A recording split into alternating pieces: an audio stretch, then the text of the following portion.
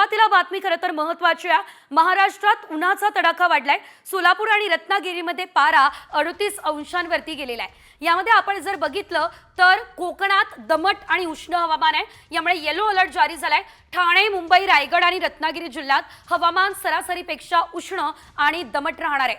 उर्वरित राज्यातही तापमान चढच राहणार असल्याचं कळत आहे। राज्यभरात कुठे नेमकं किती तापमान बघूयात ग्राफिक्समध्ये।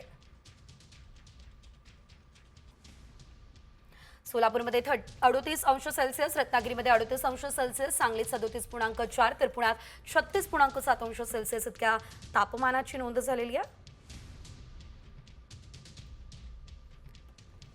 शिवाय कोल्हापुरात 36.2, धाराशिवमध्ये 36.1, नाशिकमध्ये 35, नागपूरमध्ये 34.2, संभाजीनगरमध्ये 34 तर महाबळेश्वरमध्ये 32 अंश सेल्सिअस इतक्या तापमानाची नोंद झालेली आहे।